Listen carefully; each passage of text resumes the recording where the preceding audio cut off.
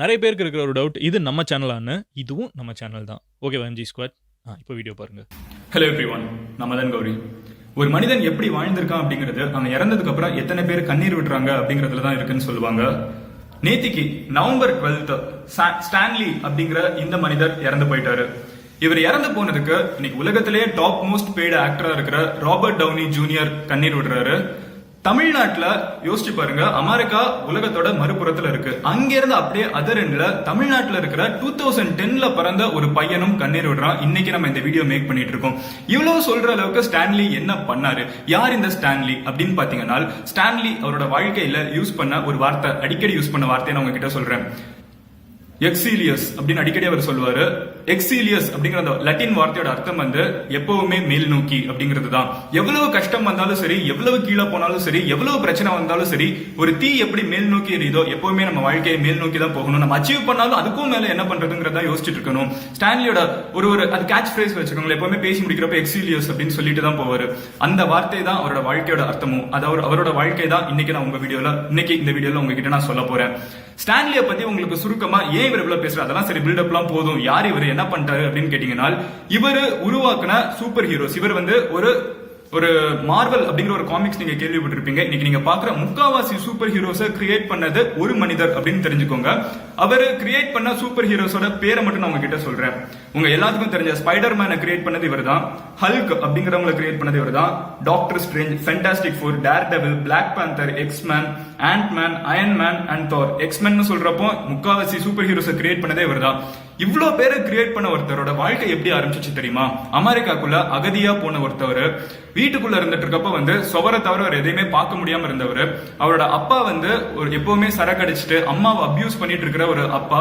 And இந்த மாதிரி வளர்ந்த ஸ்டான்லி தன்னோட வாழ்நாள் முடிகிறப்பவுமே வந்து நிறைய பிரச்சனைகளை ஃபேஸ் பண்ணி தான் இறந்தாரு. ஆனா அப்பவுமே கடைசி வரைக்கும் எக்ஸீலியஸ் அப்படின்னு சொல்ற மாதிரி, அவர் சொல்ற மாதிரி மேல் நோக்கி தான் இருந்துட்டு இருக்காரு. இன்னைக்கு இந்த வீடியோல அவரோட வாழ்க்கையை தான் உங்ககிட்ட சொல்ல போறேன். இவ்வளவு ஹீரோஸை ஒருத்தங்களால கிரியேட் பண்ணிட முடியுமான்னு கேட்டீங்கன்னா, இவரோட வாழ்க்கையை கேளுங்க. அண்ட் எங்க இதெல்லாம் ஆரம்பிச்சிச்சுன்னு பாருங்க, அந்த ஃபயர் எங்க ஸ்பார்க் வந்திருக்குன்னு பாருங்க. ரொம்பவே இன்ட்ரெஸ்டிங்கா இருக்கும். 1922 டிசம்பர் 28 தான் வந்து ஸ்டான்லி அப்படிங்கிறவர் பிறக்கிறாரு.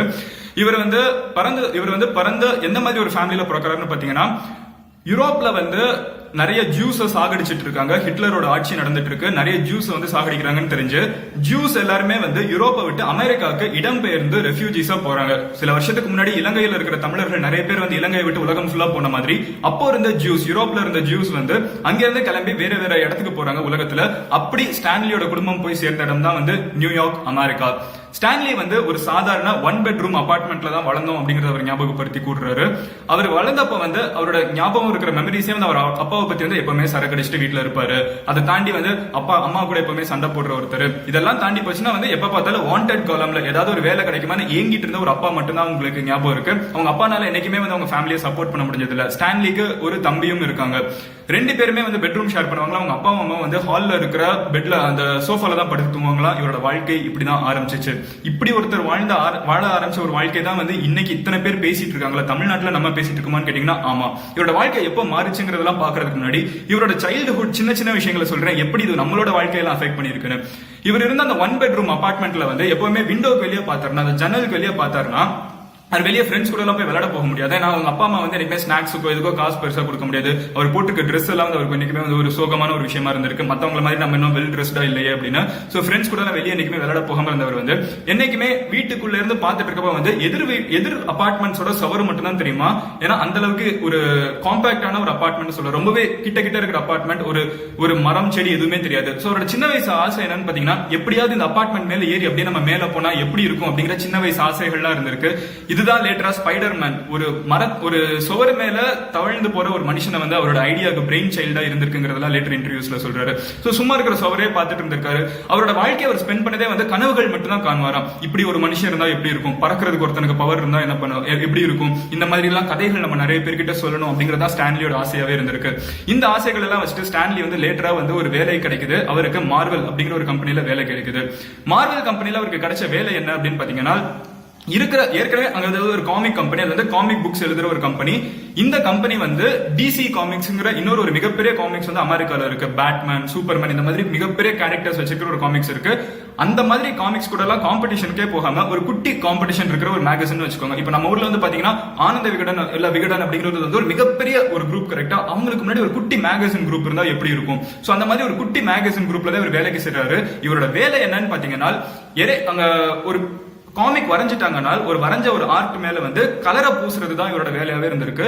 சோ இந்த வேலை தான் வந்து ஸ்டான்லி ஆரம்பத்துல பார்த்த ஒரு வேலை. அது போக வந்து டீ வாங்கிட்டு வர்றது, சிகரெட் வாங்கிட்டு வர்றது, இதுதான் கம்பெனில ஒரு வேலை பார்த்துட்டு இருந்தாரு. இதே அவர் வந்து ஒரு பேஷனாவும் மாத்திக்கிட்டாரு. இப்படி எல்லாம் நம்ம தொழில கத்துக்கிட்டதான் ஒரு நாள் நம்மளுக்கும் ஒரு இந்த மாதிரி வேலை கிடைக்கும் அப்படிங்கிற ஒரு ஸ்கோப்போட இருந்தாரு. And he was rewarded. Eventually வந்து அவருக்கு வந்து புக்ஸ் எல்லாம் கொடுத்து இங்க எழுதுங்க அப்படிங்கறதெல்லாம் சொல்லியிருந்தாங்க. அவரு கதைகளும் கிரியேட் பண்ண ஆரம்பிச்சாரு. பட் எதுவுமே சூப்பர் ஹீரோ கதையெல்லாம் இல்ல. பட் ஒரு நார்மலா காமிக்ஸ் எல்லாம் எழுதிட்டு இருந்தாரு. எல்லாம் சாதாரண மனுஷனோட காமிக்ஸ் எழுதிட்டு இருந்தாரு. அமெரிக்கால அந்த காலத்துல இருந்த காமிக்ஸ் எல்லாம் நீங்க பாத்தீங்கன்னா, இன்னைக்கு நீங்க டிசி காமிக்ஸ் பாத்தீங்கன்னா, சூப்பர்மேனா இருக்கட்டும் இல்ல பேட்மேனா இருக்கட்டும், அவங்க எல்லாமே வந்து அவங்களை யாருமே அசைச்சிக்கவே முடியாது. அவங்களுக்கு மனிதர்களுக்கு இருக்கிற மாதிரி ஒரு ஸ்ட்ராங்கான ஃபீலிங். அவங்க வந்து ஒரு மிகப்பெரிய பணக்காரங்களா இருப்பாங்க. அவங்க ஈஸியா வந்து எந்த பொண்ணுனாலும் விழுந்துருவாங்க. எல்லாருமே அவங்களை வந்து ஹீரோவா ஏத்துப்பாங்க. இந்த மாதிரி தான் கேரக்டர்ஸ் இருந்துச்சு. ஸ்டான்லிக்கு இந்த மாதிரி கேரக்டர்ஸ் வந்து பெருசா இம்ப்ரெஸ் ஆகல. அவரை பொறுத்த அளவுக்கு வந்து ஒரு மனுஷன மாதிரியே தான் சூப்பர் ஹீரோ இருக்கணும். அவன் சூப்பர் ஹீரோக்கும் பிரச்சனை இருக்கணும். சூப்பர் ஹீரோக்கும் வந்து ஒரு கேர்ள் ஃபிரெண்ட் வந்து இம்ப்ரெஸ் பண்ண ட்ரை பண்ண தெரியாம இருக்கணும். பொண்டாட்டியை ஏமாத்துற ஒரு சூப்பர் ஹீரோவா இருக்கணும். ஒரு மிகப்பெரிய பிளே பாயா இருக்கணும். சாதாரண மனுஷனோட ஆசாபாசங்கள்லாம் ஒரு மிகப்பெரிய சூப்பர் ஹீரோக்கு இருக்கணும் அப்படிங்கறத ஸ்டான்லியோட ஆசை. இருந்தாலும் அதெல்லாம் எழுத முடியாம இருக்கிற சிச்சுவேஷனுக்குள்ள எழுத வேண்டிய ஒரு சிச்சுவேஷன்ல அவர் வாழ்ந்துட்டு இருந்ததுனால ஒரு 30 வயசு இருக்கிறப்ப வந்து ரொம்பவே ஃப்ரஸ்ட்ரேட் ஆகி அந்த கம்பெனியை விட்டுட்டு போகலாம் அப்படின்னு யோசிச்சப்ப அவரோட வைஃப் வந்து அவங்க கிட்ட ஒரு சின்ன ஐடியா சொல்றாங்க. எப்படி நீங்க கம்பெனியை குவிட் பண்ண போறீங்க? நீங்க முடிவு பண்ணிட்டீங்க, வேற ஏதாவது வேலை பார்க்க போறேன்னு முடிவு பண்ணிட்டீங்க. ஃபார் அ சேஞ்ச் நீங்க ஏன் வந்து ஒரு புக் எழுதக்கூடாது? சும்மா ஒரு புக் வந்து உங்களோட கனவுல இருக்க மாதிரி ஒரு சூப்பர் ஹீரோ கதையை நீங்க ஏன் கிரியேட் பண்ணக்கூடாது? நீங்க எப்படி பார்த்தாலும் பப்ளிஷர் வந்து ஒரு டைம் பப்ளிஷ் பண்ணுவாங்க. எப்படி நீங்க வேலையை விட்டு போறீங்க ஒரு டைம் உங்களுக்காக பப்ளிஷ் பண்ணுவாங்க. ஒரு டைம் நீங்க எழுதுங்களேன் அப்படின்னு சொல்லி அவருக்கு கொடுத்த பர்த் ஆஃப் சூப்பர் ஹீரோஸ் தான் வந்து ஃபேண்டாஸ்டிக் ஃபோர் அப்படிங்கிற சூப்பர் ஹீரோஸ். அந்த சூப்பர் ஹீரோஸ்க்கு வந்து சாதாரண மனுஷங்க மாதிரி ஒரு வாழ்க்கை இருக்கும். சாதாரண மனிதர்கள் மாதிரியே தான் இருப்பாங்க. அவங்களுக்கு எக்ஸ்ட்ராவா பவர்ஸ் இருக்குமே தவிர ஆனாலும் அவங்க சாதாரண மனிதர்கள் மாதிரி அவங்களுக்கு பிரச்சனைகள் இருக்கும், குறைகள் இருக்கும், நிறைகள் இருக்கும். இந்த புக் வந்து அமெரிக்கால இருக்கிற டீனேஜர்ஸ்க்கு வந்து பயங்கரமாவே இம்ப்ரெஸ் ஆச்சு. அவங்க வந்து தன்னைத்தானே ஒரு ஹீரோவா ஐடென்டிஃபை பண்ண முடிஞ்சிச்சு. அண்ட் நிறைய அமெரிக்கன் டீனேஜர்ஸ் நானும் ஒரு நாள் ஹீரோ ஆவேன் அப்படிங்கிற ஒரு நம்பிக்கை கொடுத்துச்சு. அண்ட் அமெரிக்கால வந்து இது பயங்கரமான ஹிட் ஆனதுக்கு அப்புறம் மார்வல் காமிக்ஸ் வந்து ஸ்டான்லியை மறுபடியும் கூப்பிட்டு வச்சு நீங்க வந்து இன்னும் கொஞ்சம் எழுதுங்க அப்படின்னு சொன்னதுக்கு அப்புறம் தான் வந்து பிறந்த கதைகள் தான் வந்து ஸ்பைடர்மேனா இருக்கட்டும், தாரா இருக்கட்டும், இந்த மாதிரி நிறைய கதைகள். அண்ட் இனவெறிகள்லாம் இருந்த ஒரு காலகட்டத்தில் பிளாக்ஸ் அண்ட் ஒயிட்ஸ் அப்படின்னு டிவைட் பண்ணி வச்சிருந்த ஒரு காலகட்டத்தில் வந்து அவர் அப்பமே வந்து பிளாக் பேந்தர் அப்படிங்கிற ஒரு கருப்பினத்தை சார்ந்த ஒரு சூப்பர் ஹீரோக்கும் அவரே தான் வந்து ஒரு பிறப்பு கொடுத்திருக்காரு. அவர் தான் வந்து பிளாக் பேந்தரையும் வந்து கோ-ஆத்தர் பண்ணியிருக்காரு. இந்த மாதிரி நிறைய சூப்பர் ஹீரோஸை கிரியேட் பண்ண இந்த ஸ்டான்லி வந்து வாழ்க்கையில பர்சனல் லைஃப்ல எப்படி இருந்துச்சுன்னு பாத்தீங்கன்னா, மிகப்பெரிய சுகம். அவருக்கு 2வது பிறந்த குழந்தை வந்து பிறந்து 3 நாள்ல இறந்து போயிடுச்சு. அண்ட் அது வந்து ஒரு மிகப்பெரிய வாழ்நாள் அவர் பாதிக்கப்பட்ட ஒரு விஷயம் அப்படிங்கறத வந்து ஸ்டான்லி மென்ஷன் பண்ணியிருக்காரு. இருந்தாலும் ஸ்டான்லியோட வாழ்க்கை அதுக்கப்புறம் வந்து என்னைக்குமே பாத்தீங்கன்னா எக்ஸிலியஸ் அவர் சொன்ன மாதிரி வந்து மேல் நோக்கி தான் போயிட்டு இருந்திருக்கு. இருந்தாலும் அவரோட கடைசி காலகட்டத்தில் என்னாச்சு அப்படின்னு பாத்தீங்கன்னா, அவரோட க்ளோஸ் பிசினஸ் பார்ட்னர், அவரோட வந்து ஒரு ஃப்ரெண்டுன்னு கூட நம்ம ஒரு விதத்துல சொல்லலாம், அவங்க ஒருத்தங்க எப்பவுமே கூட இருந்த ஒரு 34 வயசு பையன் வந்து ஸ்டான்லியோட கடைசி காலத்துல, அதாவது போன வருஷம் கூட ஒரு மிகப்பெரிய லாஸ் அவுட் அவங்க மேல நடத்தப்பட்டுச்சு. அந்த கூட இருந்த பையன் இருந்துகிட்டு ஸ்டான்லியை வந்து எல்டர்லி அபியூஸ் அப்படின்னு சொல்லுவாங்க. முதியோர்களை வந்து எப்படி நம்ம ஊர்ல வந்து ஒரு முதியோர் இல்லத்துல விட்டுட்டு போறாங்களோ, இல்ல அவங்களுக்கு ஒழுங்கா சாப்பாடு தராம இருக்காங்களோ, இல்ல வந்து தனியா வீட்டுல தனிமைப்படுத்தி வைக்கிறாங்களோ, அந்த மாதிரி இவ்வளவு சொல்லப்படக்கூடிய ஸ்டான்லி அப்படிங்கிற இந்த மனிதரையும் வந்து அவர்கிட்ட இருந்த அந்த பிசினஸ் பார்ட்னர் வந்து அவர் ரொம்பவே வீட்டுல தனியா உட்கார வச்சுட்டு, ஏன்னா போன வருஷம் வந்து அவங்களோட வைஃப் வந்து இறந்து போயிட்டாங்க. 69 வருஷம் ஒன்னா கல்யாணம் இருந்ததுக்கு அப்புறம் போன வருஷம் ஸ்டான்லியோட மனைவி இறந்து போனாங்க. அதுக்கப்புறம் ஸ்டான்லி தனிமைப்படுத்தப்பட்டிருக்காரு அப்படிங்கிறது வந்து அவர் சுத்தி இருக்கவங்க எல்லாம் சொன்னாங்க. ஒரு கேஸ், மிகப்பெரிய கேஸ் போச்சு. அண்ட் அதுக்கு அவர் கடைசி காலம் பாத்தீங்கன்னா இந்த மாதிரி தான் முடிஞ்சிச்சு. அதுக்கப்புறம் ஒரு கடைசி ஒரு 3 மாசமா வந்து ஸ்டான்லி அவரோட மகள் கூட வந்து டைம் ஸ்பெண்ட் பண்ணாங்க. அண்ட் அவரு கிரியேட் பண்ண கதைகள் தான் வந்து இன்னைக்கு நீங்க பாக்குற எந்த ஒரு மார்வல் சூப்பர் ஹீரோவா இருக்கட்டும், மிகப்பெரிய மூவிஸா உருவாக்கப்பட்ட சூப்பர் ஹீரோஸ் எல்லாமே வந்து உருவாக்குனது ஸ்டான்லி தான். அதுக்கு புத்துயிர் கொடுத்தாரு. கேப்டன் அமெரிக்கா மாதிரி ஆல்ரெடி இருந்த சூப்பர் ஹீரோஸ்க்கு மறுபடியும் புது உயிர் கொடுத்து நடத்தினது வந்து ஸ்டான்லி தான். அண்ட் இவ்வளவு சொல்றதுக்கு காரணம் என்னன்னு பாத்தீங்கன்னா, எக்ஸிலியஸ் அவர் சொன்ன மாதிரி அதே வார்த்தை தான் நான் உங்ககிட்ட சொல்றேன்.